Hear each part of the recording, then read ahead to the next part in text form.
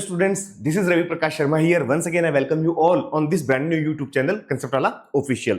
कंसेप्टला official की आज की जो हमारी क्लास रहेगी उस क्लास में हम कंटिन्यू करेंगे क्लास 9th का फिजिक्स का जो चैप्टर मोशन हमने स्टार्ट किया था उसकी 2 क्लासेस ऑलरेडी हो चुकी हैं और उन दोनों क्लासेस में हमने कहां तक चैप्टर स्टडी कर लिया था। हमने वो chapter graphical representation of motion कि मोशन को ग्राफिकली किस तरीके से हम रिप्रेजेंट कर सकते हैं, वहां तक इस चैप्टर को हमने डिटेल में 2 क्लासेस के अंदर स्टडी किया था। अभी तक अगर आपने वो वीडियो नहीं देखे हैं तो इस वीडियो के डिस्क्रिप्शन में उनके लिंक प्रोवाइड किए हुए हैं, वहां से एक बार वो वीडियो देख लीजिए जिससे चैप्टर का जो स्टार्टिंग पार्ट है वो आपका कंप्लीट हो जाए। आज की क्लास में आगे बढ़ने से पहले अभी तक अगर आपने इस चैनल को सब्सक्राइब नहीं किया है तो पहले आप चैनल को सब्सक्राइब कर लीजिए, बिकॉज रेगुलर क्लासेस जो आती हैं कौन सी क्लास कब आ रही है इसका पता आपको तभी चलेगा जब आपने चैनल को सब्सक्राइब कर रखा होगा। चलिए बिना टाइम वेस्ट किए आज की क्लास में आगे बढ़ते हैं। आज की क्लास की अगर हम बात करें तो आज की क्लास के अंदर हम 3 इक्वेशंस मोशन की वो क्या होती हैं, किस तरीके से उनको डिराइव किया जाता है। उसके अलावा uniform circular motion, that means एक सर्कुलर पाथ में कोई ऑब्जेक्ट जो है वो यूनिफॉर्म एक्सेलरेशन के साथ जब मूव करता है तो उसकी मूवमेंट जो है उसकी स्टडी किस तरीके से की जाती है उसके बारे में हम थोड़ी सी बात करेंगे। ठीक है, सबसे पहले हम बात करते हैं 3 इक्वेशंस ऑफ मोशंस की 3 इक्वेशंस के बारे में। देखिए ये जो आप देख रहे हैं मेरे पीछे जो नोट्स देख रहे हैं आप, ये आपको पता है मैं आपको हमेशा प्रोवाइड करता हूं। ये नोट्स इसके अंदर पूरा चैप्टर कवर किया हुआ है बिल्कुल। ठीक है, आपको क्या करना है, सिर्फ इनके स्क्रीनशॉट लेने हैं। ये स्क्रीनशॉट लेने का मैं आपको टाइम अलग से दूंगा। मुझे चैप्टर किस तरीके से एक्सप्लेन करना है उसमें मैं बीच बीच में आपको इनकी हेल्प से, जो ये नोट्स हैं इनकी हेल्प से चैप्टर एक्सप्लेन करूंगा और जहां मुझे लगेगा बोर्ड की रिक्वायरमेंट है वहां पर मैं आपको बोर्ड से एक्सप्लेन करूंगा। ठीक है, आप जब इनके स्क्रीनशॉट ले लेंगे तो आपके पास में ये चैप्टर पूरा अपने खुद के रिवीजन के लिए प्रिपेयर हो जाएगा।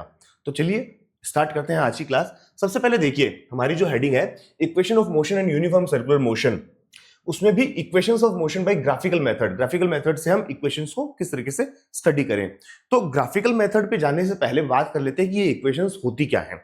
उसके लिए देखिए सपोज कीजिए एक ऑब्जेक्ट है जो एक स्ट्रेट लाइन के अंदर मूव कर रहा है यूनिफॉर्म एक्सेलरेशन के साथ, तो हम उसकी जो वेलोसिटी है और उसमें जो एक्सेलरेशन प्रोड्यूस होता है, जो डिस्टेंस कवर्ड होता है टी टाइम के अंदर, किसी भी टाइम में जो डिस्टेंस कवर होता है, इन सबके बीच में मतलब उसकी पोजीशन, उसके एक्सेलरेशन, उसकी वेलोसिटीज मतलब इनिशियल और फाइनल वेलोसिटीज और उसके टाइम, इन सबके बीच में जो रिलेशनशिप है उसको कैसे बताते हैं, वो सारा आ जाता है इक्वेशंस के अंदर। ठीक है, मैथ्स में आप इक्वेशंस जानते हैं तो इन इक्वेशंस में हम यही रिलेशनशिप बताते हैं। ठीक है, 3 तरह की इक्वेशंस हमें इसमें स्टडी करनी है। सबसे पहले बात करें, देखिए ये फर्स्ट आपकी इक्वेशन है वो है वेलोसिटी टाइम रिलेशन। वेलोसिटी और टाइम के बीच में जो रिलेशनशिप बताती है वो है v is equal to u plus at। Okay, number second है पोजीशन टाइम रिलेशन, ये बताती है ये है s is equal to ut plus half at square. And number third equation है पोजीशन वेलोसिटी रिलेशन। देखिए फर्स्ट थी वेलोसिटी टाइम के बीच में, सेकंड है पोजीशन और टाइम के बीच में, और थर्ड है वेलोसिटी और पोजीशन के बीच में। ठीक है, वो इक्वेशन है 2as is equal to v square minus u square. ठीक है, अब इनके अंदर आपको पता है हमने पहले भी चैप्टर के अंदर बात की है कि v और u की बात करें तो u तो आपका है initial velocity of the object, v है ऑब्जेक्ट की फाइनल वेलोसिटी, a उसमें एक्सेलरेशन कितना प्रोड्यूस होता है, और t वो टाइम जितना टाइम उस डिस्टेंस को कवर करने में लगता है, और s है उसका डिस्टेंस कवर्ड। ठीक है, ये सारे इनके बीच में हम रिलेशनशिप बताते हैं। अब देखिए ये सारी चीज आपको यहां दी हुई है। अब देखिए हमें ये स्टडी करना है कि ग्राफ की मेथड से ये जो 3 इक्वेशंस है मोशन की, इन तीनों को डिराइव किस तरीके से करें, क्योंकि एग्जाम में अक्सर एक क्वेश्चन आता रहता है कि किसी एक इक्वेशन का पूछ लेते हैं कि इसे ग्राफिकल मेथड से आप डिराइव कीजिए। ठीक है, तो उसको सॉल्व करने के लिए हमें एक बार वापस जो हमारा लास्ट पार्ट था उसकी थोड़ी सी बात करनी पड़ेगी। उसमें हमने अलग अलग ग्राफ स्टडी किए थे। उस ग्राफ में हमने 2 तरीके के ग्राफ स्टडी किए थे, डिस्टेंस टाइम ग्राफ और वेलोसिटी टाइम ग्राफ। यहां हम लेंगे वेलोसिटी टाइम ग्राफ हेल्प। ठीक है, वेलोसिटी टाइम ग्राफ जो हमने स्टडी किए थे वो अलग अलग कंडीशंस के अंदर किए थे। हम लेंगे यूनिफॉर्म एक्सेलरेशन वाला, क्योंकि हमने यहां पे अपना माना है कि कोई ऑब्जेक्ट है वो यूनिफॉर्म एक्सेलरेशन के साथ मूव कर रहा है। ठीक है, तो चलिए एक बार ये चीज एक्सप्लेन करने के लिए अगर मुझे लगता है कि बोर्ड की मैं हेल्प लूंगा तो ज्यादा बेटर रहेगा, बिकॉज यहाँ पे सब कुछ दिया हुआ है पर मैं आपको रीड करके बताता रहूं तो उससे तो कुछ ज्यादा आपको फायदा होने वाला नहीं है। स्टेप बाय स्टेप जब हम सॉल्व करेंगे तो मेरे हिसाब से आपके माइंड में बहुत अच्छे से ये बैठ जाएगा। चलिए बात करते हैं बोर्ड पे करेंगे इसे सॉल्व, क्योंकि उससे क्या हमारा ग्राफ प्रिपेयर करके देख लेंगे हम। ठीक है, सबसे पहले मान लीजिए आपको एक ग्राफ प्रिपेयर करना है, वेलोसिटी टाइम ग्राफ। और वेलोसिटी टाइम ग्राफ किसके लिए? यूनिफॉर्म एक्सेलरेशन के लिए। और वो हमने स्टडी किया था कि वो एक स्ट्रेट लाइन ग्राफ होता है, वेलोसिटी और टाइम दोनों के बीच में एक स्ट्रेट लाइन बनती है। ठीक है, चलिए वैसा एक ग्राफ प्रिपेयर करते हैं।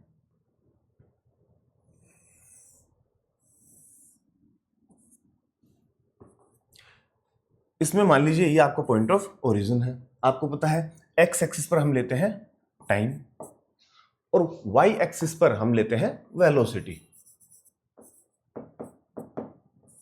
वेलोसिटी हम लेंगे वाई एक्सिस के ऊपर। इनके ये मान लीजिए कुछ छोटे पार्ट्स हैं। थोड़ा सा हमारा डिफरेंस ये रहेगा कि लास्ट जो हमारी क्लास थी उसमें हमने जो यूनिफॉर्म एक्सेलरेशन के लिए जो ग्राफ प्रिपेयर किया था उसमें हमने यू इनिशियल वेलोसिटी जो है वो 0 ली थी, मतलब ग्राफ हमने यहीं से स्टार्ट कर लिया था। इस बार हम ग्राफ मान लीजिए पॉइंट ए से स्टार्ट करते हैं। कोई ऑब्जेक्ट है वो पॉइंट ए से मूवमेंट करना स्टार्ट करता है तो मतलब उसकी इनिशियल वेलोसिटी जो है वो 0 नहीं है। ठीक है, टी टाइम के बाद वो ऑब्जेक्ट इस तरीके से मूव करता हुआ पॉइंट बी तक मान लीजिए मूव कर लेता है और यहां आते आते इसकी जो फाइनल वेलोसिटी है वो हो जाती है v। बी पॉइंट पर आने के बाद उसकी फाइनल वेलोसिटी हो जाती है v। अब यहां तक आते आते इसमें मान लीजिए इसमें t टाइम लगता है और यूनिफॉर्म एक्सेलरेशन a प्रोड्यूस होता है। ठीक है, अब आपको क्या करना है कि ग्राफ पर आपको दो परपेंडिकुलर डालने हैं पॉइंट बी से आप दो परपेंडिकुलर डालेंगे ग्राफ पर, एक एक्स एक्सिस के ऊपर और दूसरा वाई एक्सिस के ऊपर। ठीक है, ये देखिए मैं एक्स एक्सिस के ऊपर एक परपेंडिकुलर इस तरीके से ये डाल देता हूं। ठीक है, और एक वाई एक्सिस के ऊपर ये लीजिए, और इनको हमें नेम देने हैं, यहां सी पॉइंट और यहां ई पॉइंट। ओके, यहां तक क्लियर है? हमने दो परपेंडिकुलर डाले हैं, ये हो गया BC और ये हो गया BE। अब आगे क्या करना है, इसमें हम देखें तो ऑब्जेक्ट की जो इनिशियल वेलोसिटी है वो कितनी हुई? OA।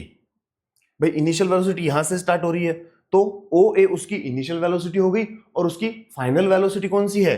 BC, ये उसकी फाइनल वेलोसिटी है। ठीक है, जिसे हम यहां U मान सकते हैं और यहां आते आते ये हो गई V। ये U है OA और ये BC मतलब V फाइनल वेलोसिटी। अब इसके बीच में टाइम इंटरवल कितना है? टाइम इंटरवल देखिए, टाइम इस एक्सिस के ऊपर चल रहा है तो यहां से यहां तक का टाइम ये कितना है? OC। टाइम इंटरवल कितना? OC।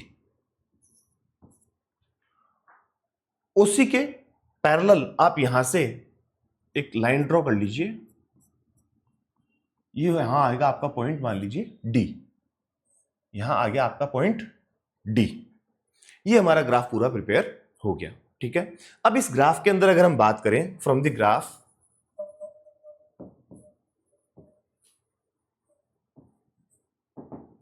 ध्यान से देखिएगा, इस ग्राफ के अंदर BC की अगर हम बात करें, BC, तो BC है वो BD और DC उनके सम के इक्वल है।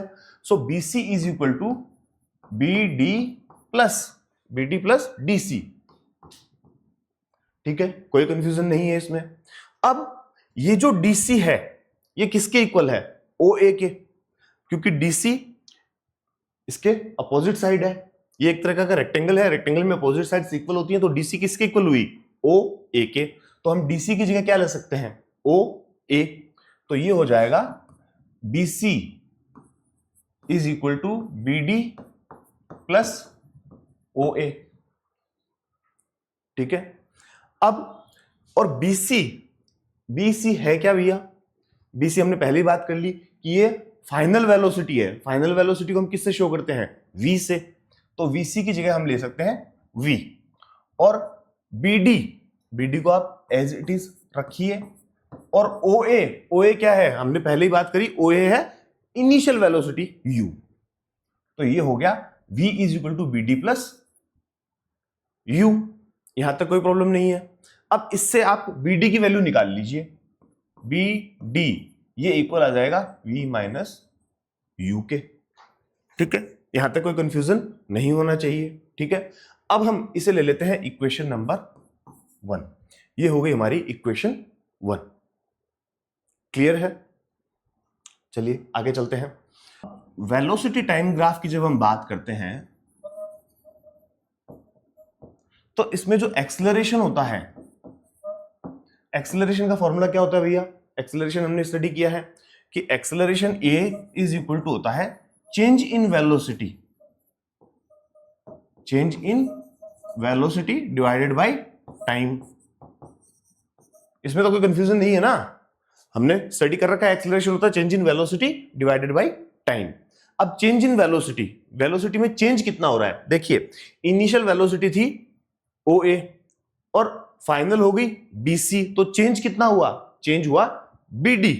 यहां से लेकर यहां तक का चेंज हुआ वेलोसिटी के अंदर, क्योंकि वेलोसिटी इस एक्सिस के ऊपर हम शो कर रहे हैं, तो वेलोसिटी का चेंज यहां से यहां तक हुआ है और वो किसके इक्वल है? BD के इक्वल है।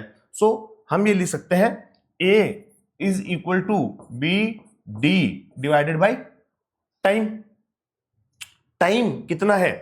टाइम देखिए ये टाइम है, ठीक है, टाइम को हम ले सकते हैं AD, बिकॉज यहां से लेकर यहां तक का टाइम लगा है, टाइम इस एक्सिस के ऊपर है, तो इसके इक्वल कितना होगा? AD। और AD किसके इक्वल है? AD आप देखिए OC के इक्वल है, तो हम लिख सकते हैं A is equal to BD upon AD, या फिर A is equal to BD upon OC, BD upon OC। OC आप जानते हैं टाइम है। सो इस इक्वेशन से, इससे हम ये कैलकुलेट कर सकते हैं दैट BD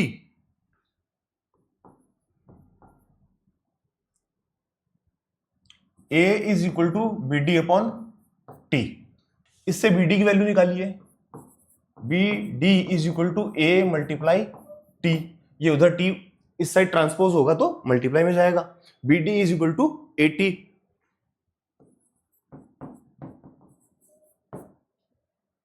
अब आप देखिए कि यहां इसे हम नाम दें इक्वेशन सेकंड, इक्वेशन फर्स्ट वो भी BD की वैल्यू है V माइनस U, और इक्वेशन सेकंड ये भी BD की वैल्यू है AT। तो इन दोनों को हम इक्वल रख सकते हैं, क्योंकि BD तो आपस में इक्वल है ही ना, BD तो एक ही बात है। That means V minus U ये इक्वल आता है AT के, और U को आप उधर शिफ्ट करते हैं तो V is equal to U plus AT। ये होगी आपकी फर्स्ट इक्वेशन। देख लिया आपने किस तरीके से डेराइव होगी, इजी है बिल्कुल, ठीक है। एक बार में नहीं समझ में आया है तो वापस एक बार आप एक काम कीजिए, रफ के अंदर ये ग्राफ बना लीजिए, इस पे अप्लाई करते हुए चलिए, बहुत इजीली आपका ये क्लियर हो जाएगा। चलिए फर्स्ट इक्वेशन आपकी हो चुकी है। ये इक्वेशन कौन सी है? वेलोसिटी, सॉरी ये इक्वेशन है velocity time equation. Velocity time equation आपने डिराइव कर ली। अब हम सेकंड की तरफ चलते हैं। सेकंड वो है, हमने स्टडी किया था S is equal to UT plus half AT square. वो कौन सी थी? डिस्टेंस टाइम, या आप कह सकते हैं position time equation. Distance time equation, इसमें हमें डिस्टेंस फाइंड करनी है। देखिए एक बार वापस लास्ट क्लास के अंदर थोड़ा सा दिमाग लगाइए। लास्ट क्लास के अंदर हमने ये स्टडी किया था कि अगर आपको कोई भी ऑब्जेक्ट है, जैसे वापस एक बार ग्राफ की बात करें, तो इस ग्राफ में कोई ऑब्जेक्ट है, वो ऑब्जेक्ट मूवमेंट कर रहा है, तो इसने मान लीजिए s डिस्टेंस कवर किया, s डिस्टेंस कवर किया t टाइम के अंदर, जिसमें वही सब बात है, इसका यूनिफॉर्म एक्सेलरेशन a था, ठीक है, इनिशियल वेलोसिटी इसकी u थी, इसकी फाइनल वेलोसिटी v हो गई, बाकी सारी बातें वही रहेगी। इसने s डिस्टेंस कवर किया। लास्ट क्लास में हमने ये स्टडी किया था कि जो टोटल डिस्टेंस कवर होता है वो ग्राफ की हेल्प से कैसे निकालते हैं। जैसे ये ग्राफ है, किसी भी मोशन का ये ग्राफ बना, अब हमें ये निकालना है कि इसमें टोटल डिस्टेंस कितना कवर हुआ। टोटल डिस्टेंस कवर हुआ, नीचे का जो एरिया जितना है ग्राफ का वो आपको कैलकुलेट करना होगा, तब आप फाइंड करेंगे कि टोटल डिस्टेंस कितना कवर हुआ। ये अगर आपको नहीं समझ में आ रहा कि भाई ग्राफ में नीचे का एरिया क्यों करना है, तो आपको सेकंड पार्ट देखना ही पड़ेगा, वो सेकंड पार्ट के अंदर एक्सप्लेन किया हुआ है। ठीक है, अब हम तो यहाँ क्या करेंगे, हमें टोटल डिस्टेंस कवर्ड निकालना है। तो टोटल डिस्टेंस कवर्ड निकालने के लिए हमें ये जो ग्राफ के नीचे का एरिया है, मतलब कौन सी फिगर हो गई भैया, ये हो गई OABC। ये जो OABC है ये टोटल एरिया हमें निकालना पड़ेगा, तब हमारा निकलेगा कि इसमें टोटल डिस्टेंस कितना कवर हुआ है।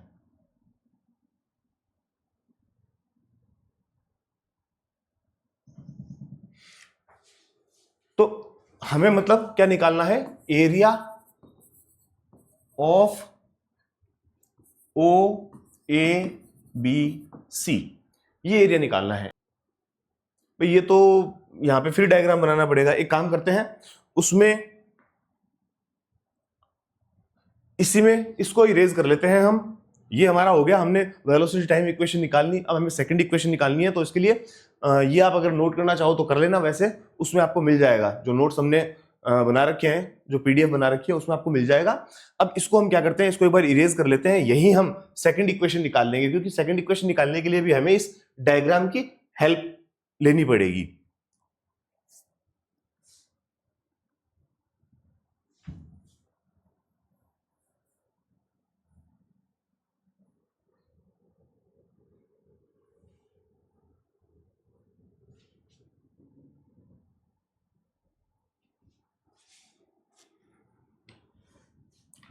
चलिए, अब हमें इसमें क्या निकालना है, डिस्टेंस कवर्ड। अभी हमने बात की डिस्टेंस कवर्ड निकालने के लिए हमें क्या करना पड़ेगा, एरिया ऑफ OABC। ठीक है, एरिया ऑफ OABC। अब एरिया ऑफ OABC निकालना है, तो OABC इसको आप देख सकते हैं, इनको हम दो पार्ट्स में डिवाइड कर सकते हैं। ठीक है, इसमें नीचे एक रेक्टेंगल है, ऊपर एक ट्रायंगल है। ठीक है, तो इसको हम दो पार्ट्स में लिख सकते हैं, क्या कि area of OABC is equal to area of, ये रेक्टेंगल क्या है, OADC प्लस, भाई इसका एरिया हो गया प्लस ये वाला एरिया हो जाएगा। ये क्या है, ये एक ट्रायंगल है, और ट्रायंगल का एरिया कैसे निकालते हैं, half into base into height. तो ये हो जाएगा area of OADC plus area of ABD, triangle ABD। तो ये OABC का एरिया निकालने के लिए आप इनको दो पार्ट्स में डिवाइड कर लो, ये दोनों अलग अलग एरिया फाइंड करेंगे और उनको ऐड करेंगे। तो एरिया ऑफ OADC क्या है, रेक्टेंगल, और इसमें सबसे पहले हम लेंगे OA जो कि इसकी ब्रेड्थ हो गई। ठीक है, इनटू OC ये इसकी लेंथ हो गई, OA इंटू OC, फिर प्लस का साइन ये वाला। एरिया ऑफ ABC मतलब ट्रायंगल का एरिया, हाफ इंटू बेस, इसका बेस क्या है भैया, इसका बेस है AD,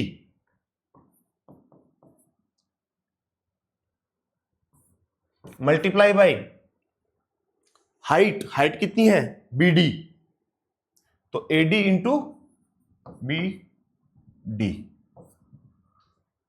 ठीक है, इसमें कोई कंफ्यूजन नहीं है। अब OA क्या है, OA हमने पहले बात करी थी, ये इनिशियल वेलोसिटी है U, तो ये होगा, इसकी जगह आप रख लो U। OC क्या है, ये टाइम इंटरवल है कि इतने टाइम में ये डिस्टेंस कवर हुआ था, तो U इंटू OC की जगह आ जाएगा T plus half multiply AD ये भी क्या है, T, टाइम ही तो है, AD भी टाइम इंटरवल है, मल्टीप्लाई बाय BD लास्ट जो हमने सॉल्व किया था इक्वेशन, उसमें आपको याद हो तो उसमें A इज इक्वल टू हमने लिया था BD अपॉन T। एक्सेलरेशन जो था वो BD अपॉन T था, बिकॉज BD क्या है, ये वेलोसिटी में चेंज कितना आया वो है, तो change in velocity upon time लिया था। इससे BD की वैल्यू अगर हम कैलकुलेट करें, BD की वैल्यू क्या आएगी, AT, तो इस BD की वैल्यू हम लेंगे AT, U multiply by T that means UT plus half, T को 80 से मल्टीप्लाई करेंगे 80 स्क्वायर, दैट मींस एस जो डिस्टेंस हम लेके चल रहे हैं, S is equal to UT plus half AT square. ये आ गई आपकी सेकंड इक्वेशन ऑफ मोशन। ठीक है, ये है डिस्टेंस या पोजीशन, पोजीशन टाइम रिलेशनशिप। ये सेकंड इक्वेशन है मोशन की। ठीक है, ये आपने डिराइव कर ली। चलिए सेकंड भी हो गई। अब आपको थर्ड इक्वेशन करनी है। थर्ड इक्वेशन भी बिल्कुल सिमिलर वे में होगी। देखिए थर्ड में भी हमें जो हम ये डिस्टेंस निकालने वाला फॉर्मूला है उसी से आगे चलेंगे। बस इसमें हमने क्या किया, देखिए कि हमने ओ ए बी सी ये फिगर लिया और इसका एरिया फाइंड किया। इसका एरिया फाइंड करने के लिए हमने इसको दो पार्ट्स में डिवाइड कर लिया। अब हम दो पार्ट्स में डिवाइड नहीं करेंगे, हम इसको थर्ड जो रिलेशनशिप है वो निकालने के लिए इसको एक साथ ही सॉल्व करेंगे। एक साथ सॉल्व करने के लिए इस फिगर को एक साथ देखिए। ये कौन सा फिगर है? ये फिगर है ट्रेपेजियम। मैथ में आप अच्छे से जानते हैं ट्रेपेजियम क्या होता है, जिसमें कोई एक साइड जो है वो पैरेलल साइड्स होती हैं। तो इसमें चलिए इसे मैं रेज कर देता हूं।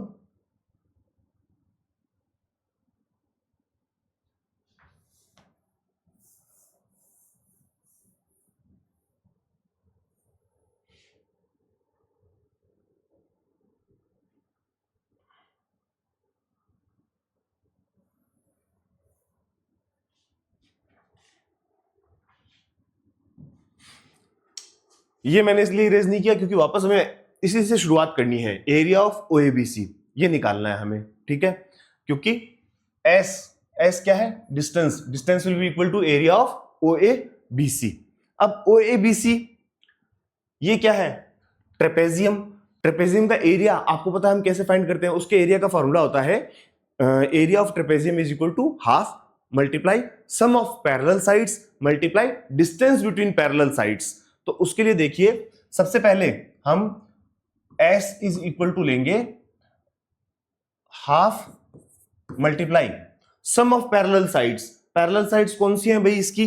ये दो साइड पैरेलल है इसकी। OA BC के अंदर अगर हम देखें तो OA और BC ये इसकी पैरेलल साइड्स हैं। तो sum of parallel sides that means OA plus BC multiply distance between them. उनके बीच की डिस्टेंस लेनी है आपको। इन दोनों के बीच की डिस्टेंस कितनी है भाई? इन दोनों के बीच की डिस्टेंस है OC। ये जो दो पैरेलल साइड्स हैं इनके बीच में डिस्टेंस कितनी है? सीधी OC। तो मल्टीप्लाई बाय OC। वापस इनकी सबकी वैल्यूज रखिए। इनकी वैल्यूज क्या है? S is equal to half multiply OA U initial velocity plus BC क्या है? BC है final velocity V U plus V और मल्टीप्लाई OC ये क्या है? टाइम। OC क्या है? Time T। अब देखिए हमें यहां थोड़ी सी हेल्प लेनी पड़ेगी फर्स्ट इक्वेशन की, जो कि थी V minus u is equal to 80। ठीक है, इससे अगर हम T की वैल्यू फाइंड करें तो वो क्या आएगी? T की वैल्यू आएगी V minus u upon A इधर ट्रांसपोज हो जाएगा। ठीक है, ये वाली जो T की वैल्यू है ये आप यहां रख दीजिए इस इक्वेशन के अंदर। तो ये हो जाएगा S is equal to half multiply U plus V multiply V minus u upon A। अब U प्लस V हो चाहे V प्लस यू, बात तो एक ही है। A प्लस B और A माइनस B ये क्या होता है? A square minus B square. तो ये हो जाएगा S is equal to 1/2 V square minus U square upon A। तो ये 2A से मल्टीप्लाई होने के बाद S is equal to V square minus U square upon 2A। अब 2A को आप इधर ट्रांसपोज कीजिए तो ये इसके साथ मल्टीप्लाई में आएगा 2AS। That means V square minus U square is equal to 2AS। ये हो गई थर्ड इक्वेशन ऑफ मोशन। तो ग्राफिकल मेथड से इस तरीके से हमने तीनों इक्वेशंस जो है वो डिराइव कर ली। तो जो इक्वेशंस वाला पार्ट है वो हम अच्छे से स्टडी कर चुके हैं। अभी ये क्वेश्चंस आपके और ज्यादा बेटर तब समझ में आएगी जब हम इनको अप्लाई करेंगे न्यूमेरिकल क्वेश्चन सॉल्व करने में, ठीक है। तब ये क्वेश्चंस और बहुत ज्यादा अच्छे से आपके क्लियर हो जाएंगी। चलिए इक्वेशंस का आज यहीं तक रखते हैं। उसके बाद हमारा एक छोटा सा टॉपिक और बच रहा है, यूनिफॉर्म सर्कुलर मोशन। यहां पे ये ग्राफ से हम तीनों इक्वेशंस कैसे करते हैं ये सारा है दिया हुआ, मैं आपको बता दूंगा कब आपको स्क्रीनशॉट लेने हैं। यूनिफॉर्म सर्कुलर मोशन, इसका मीनिंग क्या है? देखिए डेफिनेशन दी हुई है, when an object moves in a circular path, को ऑब्जेक्ट है वो सर्कुलर पाथ में मूव कर रहा है with a constant speed, it's motion is called uniform circular motion. Uniform circular motion. अब यहां पे एक की कंसेप्ट मैंने दिया हुआ है, वो क्या है? Even though the speed remains constant, हमने बात की कांस्टेंट स्पीड के साथ मूव कर रहा है, पर उसके बावजूद इसकी वेलोसिटी है वो चेंज हो रही है, because the direction of motion changes at every single point. Her point पे जब एक सर्कुलर मोशन होती है ना, तो हर पॉइंट पे उसकी डायरेक्शन चेंज होती है, ठीक है। और डायरेक्शन चेंज हो रही है तो उससे आपको पता है कि वेलोसिटी जो होती है वो दोनों चीजों के ऊपर डिपेंड करती है, मैग्नीट्यूड के ऊपर भी, मतलब स्पीड का जो मैग्नीट्यूड है उसके ऊपर भी, और साथ साथ डायरेक्शन के ऊपर भी, क्योंकि कौन सी क्वांटिटी है? वेक्टर क्वांटिटी है, ठीक है। अब ये इसलिए एक्सेलरेटेड मोशन होगी।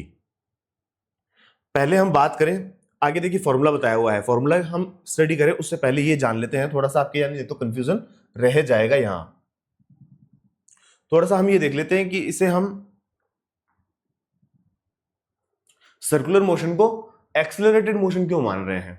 देखिए मान लीजिए कोई ऑब्जेक्ट है, वो इस तरीके से इस पाथ में मूव करता है, तो आप देखते हैं कि उसे अपनी डायरेक्शन, ये इस तरीके से मूव करता है, तो इसे अपनी डायरेक्शन कितनी बार चेंज करनी होगी?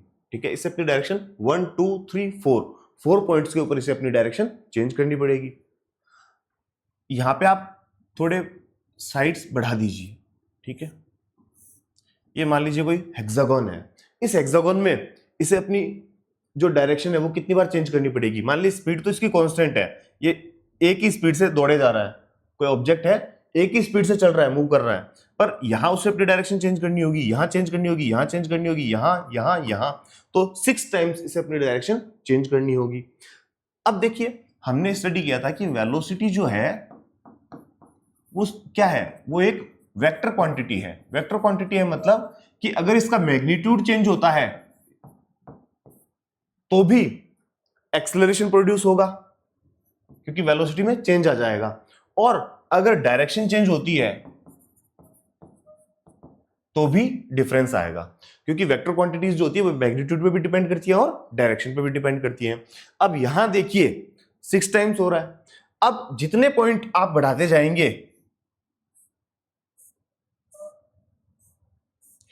हर पॉइंट के ऊपर इसे अपनी डायरेक्शन चेंज करनी होगी, और कि जैसे जैसे हम इसमें साइड्स बढ़ाते जा रहे हैं वैसे वैसे ये थोड़ा सर्कुलर होता जा रहा है।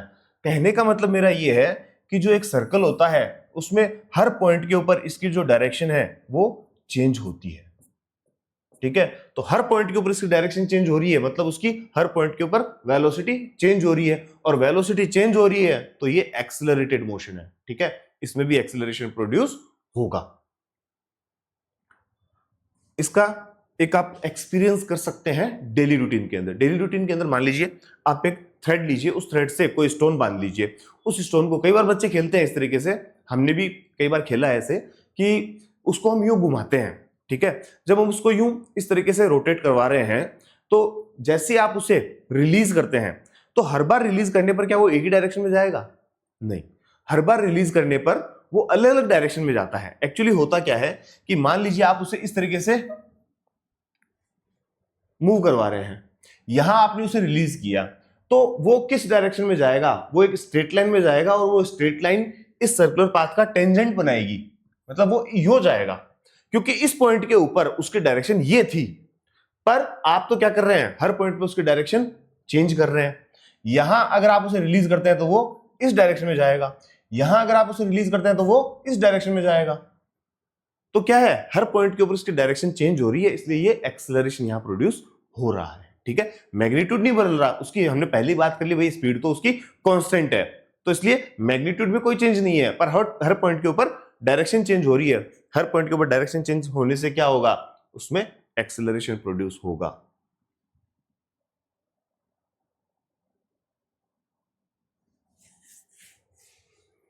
तो देखिए फॉर्मूला अगर हम इसका फाइंड करें, formula for velocity in circular motion, velocity के लिए अगर हम फॉर्मूला निकालें तो वेलोसिटी क्या होता है भैया, स्पीड होती है डिस्टेंस अपॉन टाइम। डिस्टेंस, एक सर्कल का जो डिस्टेंस है वो कितना होगा, जो उसके सर्कमफ्रेंस के इक्वल होगा। सर्कमफ्रेंस का फॉर्मूला हम जानते हैं 2 पाई आर होता है, तो v is equal to 2 pi R upon T, right, T.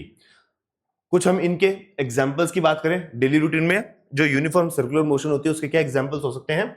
सबसे पहले स्टोन ऑन ए थ्रेड, एक धागे से बंधा हुआ स्टोन, अभी जो हमने बात की जिसके बारे में। उसके बाद मून अराउंड अर्थ, मून जो है वो अर्थ के चारों तरफ मूव करता है। सैटेलाइट ऑर्बिट, सैटेलाइट जो है वो भी अर्थ के चारों तरफ इसी तरीके से सर्कुलर ऑर्बिट में मूव करता है। और cyclist on a circular track, एक सर्कुलर ट्रैक पे चलने वाला साइक्लिस्ट। ये सारे किसके एग्जाम्पल हैं, ये सब यूनिफॉर्म सर्कुलर मोशन के एग्जाम्पल्स हैं। तो इसी के साथ ये चैप्टर कंप्लीट होता है। आज की हमारी क्लास यहीं तक की रहेगी। आपको इन नोट्स के स्क्रीनशॉट लेने हैं। तो देखिए इसमें सारी वो चीजें जो मैंने आपको आज स्टडी करवाई है वो सब दिया हुआ है। आप यहां से इसके स्क्रीनशॉट लेने स्टार्ट कीजिए। यस, यहां से आप स्क्रीनशॉट लेने स्टार्ट कर दो। एक यहां लीजिए,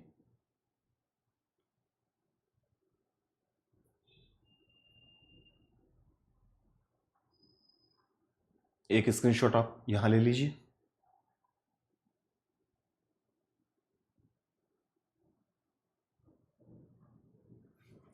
एक स्क्रीनशॉट यहां लीजिए,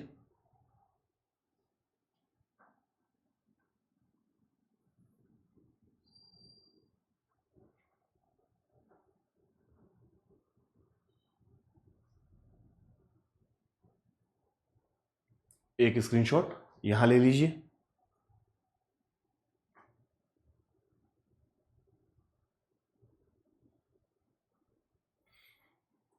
यहां लीजिए। आप स्क्रीन को पॉज करके वैसे भी नोट कर सकते हैं इनको, इतनी कोई बड़ी कैलकुलेशंस वगैरह नहीं है, ये इजीली किया जा सकता है। चलिए एक स्क्रीनशॉट यहां ले लीजिए,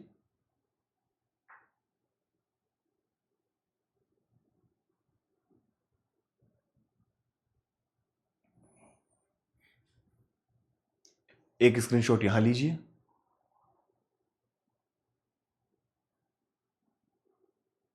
और लास्ट यहां ले लीजिए।